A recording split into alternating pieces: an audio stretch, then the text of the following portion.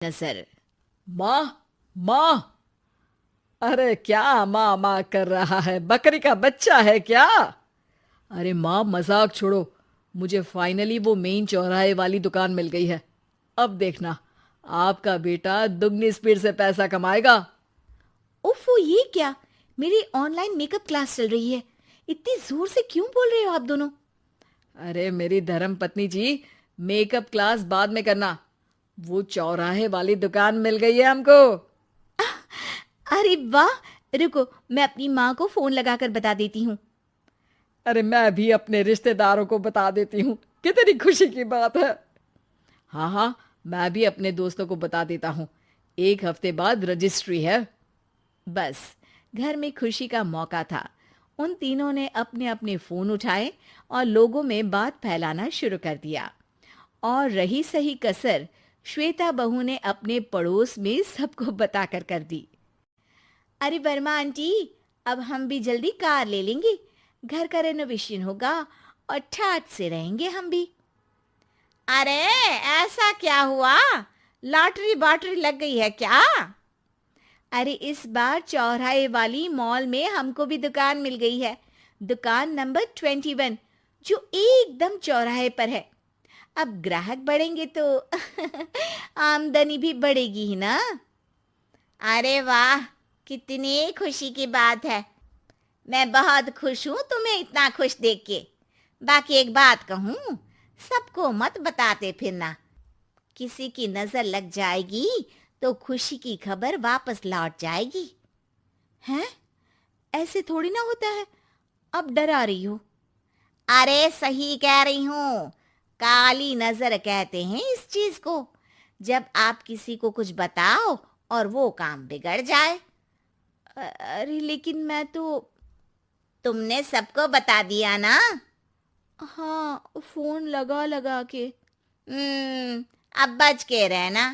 काली नजर बड़ी खतरनाक होती है। श्वेता इतनी खुश रहती है कि वो वर्मा आंटी की बात पर ध्यान ही नहीं देती, जबकि पड़ोस में और भी लोगों से खुशी की खबर शेयर करती रहती है। अगले दिन राजेश बहुत दुखी होकर घर आता है। अरे बेटा, क्या हुआ? मुंह क्यों सूजा हुआ है? मधुमक्खी ने काट लिया क्या? माँ, वो दुकान किसी और के पास चली गई। किसी ने ज्यादा भाव लगा दिया। अरे पर बात तो आपसे हुई थी ना उस दुकान वाले की। हाँ, आज मैं टोकन अमाउंट देने गया था, तब मुझे पता चला। कोई आकर सुबह मुझसे पहले ही ज्यादा अमाउंट दे गया। हम्म, काली नजर। क्या? क्या कहा? वर्मा आंटी ने समझाया था कि किसी को बताना मत, वरना काली नजर लग जाएगी। अच्छा, तुम्हें उनकी बात मान लेनी चाहिए थी। उनकी बात मान लेती, लेकिन उसके पहले ही सबको बता चुके थे ना हम तीनों। अरे अगली बार से ध्यान रखेंगे। कोई भी नई चीज होगी तो किसी को नहीं बताएंगे। तीनों कुछ दिन ऐसे ही रहते हैं, पर एक दिन श्वेता को एक मेल आता है। राजेश, मेरा ऑनलाइन मेकअप कोर्स कंप्लीट हो गया। अब मैं खुद का पार्लर खोल सकती हूँ। अरे वाह, अपने मोहल्ले में ही खोलते हैं। ये जो घर के सामने दुकान है ना, वहीं। हाँ, यहाँ सस्ती भी मिल जाएगी। अगले दिन श्वेता वर्मा आंटी के पास जाती है, मिठाई का डब्बा लेकर। अरे आओ आओ, कैसे आना हुआ? जोर से नहीं बोलूंगी। वो सामने वाली दुकान है ना, वहां मैं अपनी पार्लर की दुकान खोलने वाली हूँ। उसकी मिठाई है। अरे वाह, बहुत बधाई हो तुमको। हाँ, मैं कमाने लगूंगी तो राजेश पर पूरे घर का बोझ नहीं रहेगा ना आंटी जी। ये तो है। पर ये बता कि तूने ये बात किसी और को तो नहीं बताई ना? अरे नहीं नहीं, पिछली बार गलती कर दी थी। काली नजर लगी किसी की और राजेश के हाथ से वो दुकान चली गई थी। सबको मत बताना। चलो मैं चलती हूँ, कल दुकान की बात करने भी तो जाना है। अगले दिन श्वेता दुकान के लिए मालिक से बात करने जाती है। अरे लेकिन दुकान तो हम कल रात को ही किसी को दे चुके हैं। कल ही? हाँ, कल ही। 2 दिन बाद कोई यहाँ पार्लर भी खोल लेगा। अब कहीं और दुकान देख लीजिए। अरे पर हमको भी तो पार्लर ही खोलना था। हाँ भाई, ये एक ही दुकान है, आधी आधी तो नहीं दे सकता ना मैं। राजेश और श्वेता घर पर हताश होकर आ जाते हैं। इस बार तो किसी को बताया भी नहीं था, अब किसकी काली नजर लग सकती है। सुनो, तुमने माँ को बताया था क्या? अरे कैसी बात कर रही हो, माँ की नजर थोड़ी ना लगेगी। पक्का तुमने किसी को नहीं बताया था ना?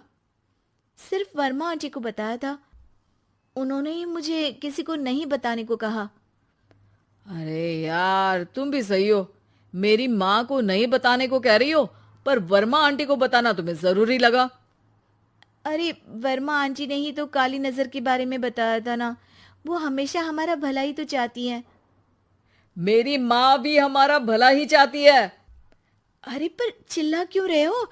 बात नहीं कर सकते क्या आराम से? नहीं आता वो आराम से बात करना, और करना भी नहीं चाहता हूं मैं। दुकान जाने का दुख गुस्से में बदल गया था और राजेश और श्वेता में बात बंद हो गई थी। 2 दिन बाद मोहल्ले में पार्लर का इनॉग्रेशन हुआ, जिसमें मोहल्ले के सभी लोगों को बुलाया गया, पर श्वेता, राजेश और माँ नहीं जाते। माँ, अंदर आ जाओ, क्या देख रही हो? अरे नया पार्लर देख रही हूं अपने आंगन से। देखो, माँ को दूसरे का सुख देखने में कितना मजा आ रहा है, मेरा दुख नहीं दिख रहा इन्हें। यहाँ मेरा पार्लर भी तो हो सकता था। अरे चुप रहो यार, हर बात में लड़ाई क्यों ढूंढ रही हो? राजेश और श्वेता फिर बहस करने लगते थे। तभी माँ ने दोनों को बाहर बुलाया। अरे जरा देखो तो, दुकान चलाने वाले का बोर्ड पर नाम क्या लिखा है? श्रुति वर्मा। गाड़ी निकाले बेटा, हमें कहीं जाना है। काली नजर का इलाज कराने? राजेश अपनी बाइक निकालता है। तीनों ट्रिपलिंग कर रहे हैं। माँ राजेश को उस मॉल वाली दुकान पर लेकर जाती है जहां राजेश अपनी दुकान खोलने वाला था। यही दुकान लेना चाहता था ना तू? हाँ, पर इनको भी दुखी करने लेकर आई हो क्या यहाँ पर दुकान दिखाकर? वहां काफी नहीं था? अरे श्वेता, थोड़ा सब्र रख, अभी पता चलेगा कि हम यहाँ क्यों आए हैं। बता, इस दुकान चलाने वाले का नाम क्या है? अनुपम वर्मा। कुछ समझ में आया? वो दुकान वाली श्रुति वर्मा, ये दुकान वाला अनुपम वर्मा, और हमारे पड़ोस में हमने उस दुकानों के बारे में बताया किसको था? अब वर्मा आंटी को। मतलब वर्मा आंटी ही हमारा काम बिगाड़ रही है? नहीं नहीं, ऐसा नहीं हो सकता, ये बस इत्तेफाक है। राजेश अपना फोन निकालता है और श्रुति वर्मा और अनुपम वर्मा के नाम फेसबुक पर सर्च करता है, जहां ये दोनों ही वर्मा आंटी के रिश्तेदार होते हैं। श्वेता को समझ में आ जाता है कि वर्मा आंटी की ही नजर खाली नजर है। अब क्या करना है?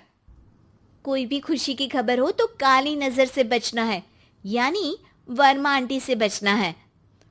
अरे पर मुझे ये समझ में नहीं आया कि वो हमारे साथ ऐसा क्यों करेंगी। अरे बेटा, एक सीख है, दूर के आदमी को आपकी तरक्की से कम परेशानी होगी, पड़ोसी को ज्यादा। दोनों माँ की बात में हामी भरते हैं और अगला काम चुपचाप करने की कसम खाते हैं, ताकि आगे से वर्मा आंटी कोई काम ना बिगाड़ सके।